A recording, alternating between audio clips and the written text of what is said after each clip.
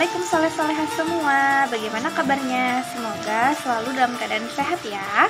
Dan sudah siap nih untuk mempelajari tentang karya ilmiah remaja. Jadi di ekskul kir hari ini insya Allah kita akan belajar tentang makalah kembali ya.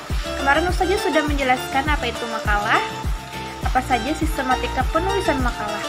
Jadi nanti kita akan melakukan presentasi makalah. Jadi akan Ustazah jelaskan lebih detail lagi di materi nanti ya. Nah, jadi siapkan dulu diri Ananda, siapkan alat tulisnya juga, simak baik-baik materi yang Ustazah sampaikan di video ini. Insya Allah pertemuan selanjutnya kita akan melaksanakan secara Zoom ya, karena akan ada presentasi nanti. Oke, sudah siap dalam belajar? Oke, kita mulai dulu pelajaran hari ini dengan membaca basmalah ya. Bismillahirrahmanirrahim. Mudah-mudahan bisa dipahami dan mudah-mudahan Ananda bermanfaat ya materinya, dan juga Ananda bisa untuk presentasi di pertemuan selanjutnya. Oke, selamat belajar. Hari ini kita akan membahas tentang bagaimana untuk mempresentasikan sebuah makalah. Sebelum kita membuat sebuah makalah, mari kita amati bersama contoh makalah berikut ini. Nanti tugas akhirnya untuk semester ini adalah Ananda mampu membuat sebuah makalah ilmiah ya, yang bagus, yang keren, yang benar. Tapi sebelum itu kita lihat dulu nih contoh makalah yang sudah orang buat ya. Dari situ kita akan belajar bagaimana susunan makalah yang benar. Di sini saya sudah menyiapkan sebuah makalah judulnya Pemanasan Global. Nah, kalau kita lihat ya, strukturnya itu diawali dari bab 1 pendahuluan berisi tentang latar belakang. Kemudian, latar belakang ini isinya itu adalah kenapa sih penting gitu kita untuk mempelajari topik ini? Kenapa kita penting untuk membahas pemanasan global di sini ya, di latar belakang masalah ini. Di sini sudah bisa dilihat. Jadi nanti Ananda baca, ini akan Ustazah share ya makalahnya, dibaca dan pelajari lagi makalahnya itu.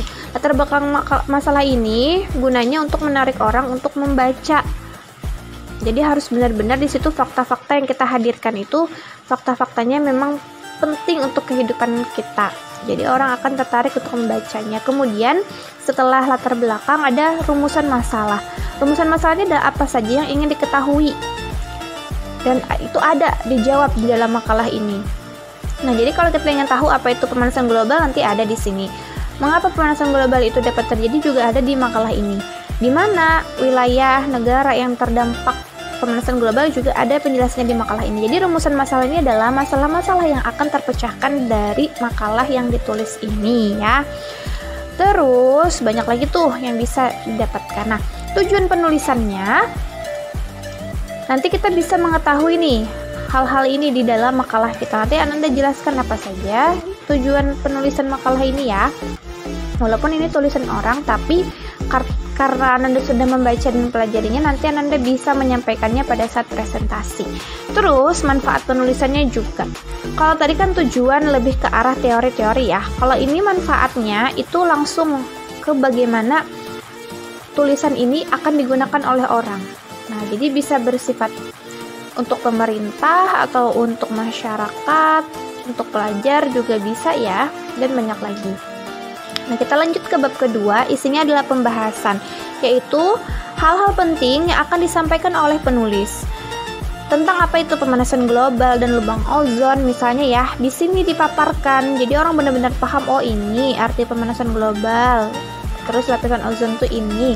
Nah, ini bisa didapatkan dari buku ya Ananda, atau dari internet. Jadi referensinya tuh bisa nih, Wikipedia ini dari internet ya, bisa. Atau bisa juga dari buku-buku juga bisa. Cari yang akurat untuk kita membuatnya dalam sebuah pembahasan. Jadi itu harus benar-benar berupa teori dan fakta ya. Di sini juga penulis memaparkan tentang terjadinya pemanasan global dan lubang ozon. Jadi juga dijelaskan di situ dengan berbagai macam referensi ya, dari buku juga bisa. Nah, bahkan di sini penulis menyajikan dalam bentuk gambar ya.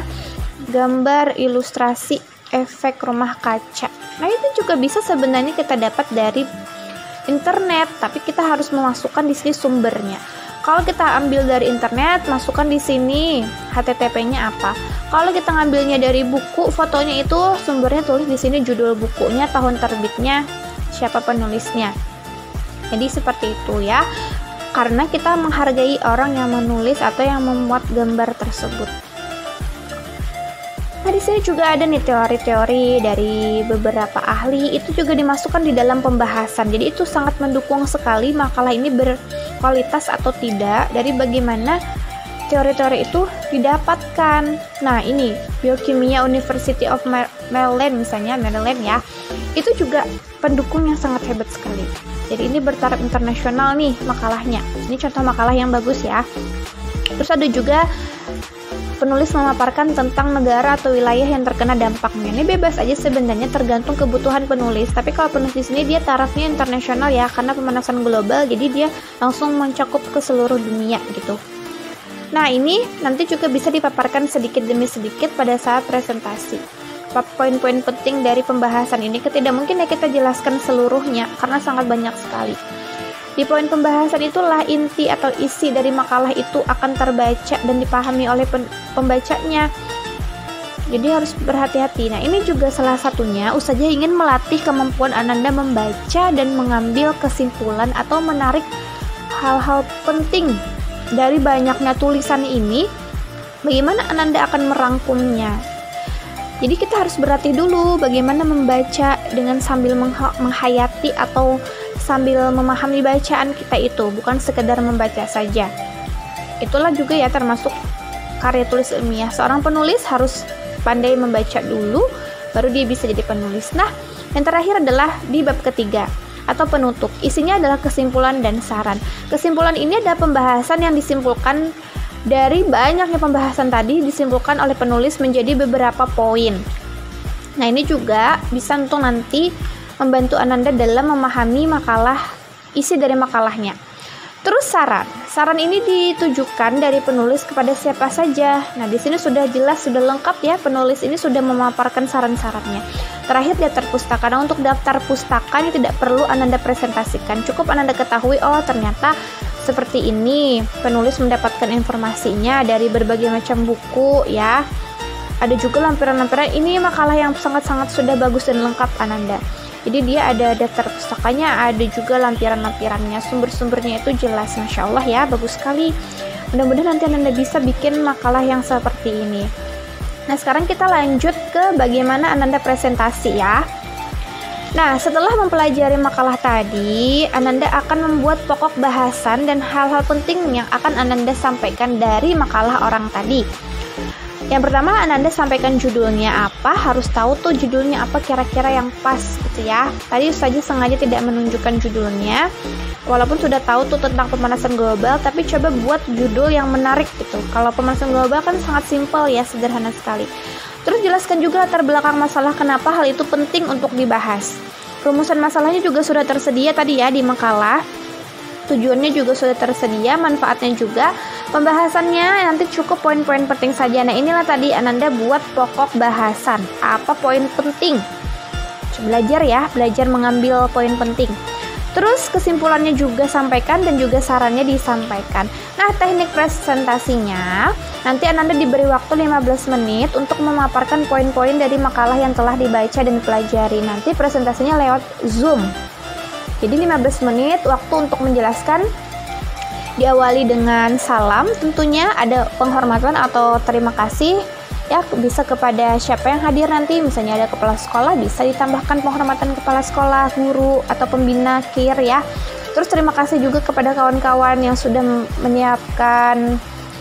mempersiapkan waktunya gitu untuk mendengarkan presentasi dari kita.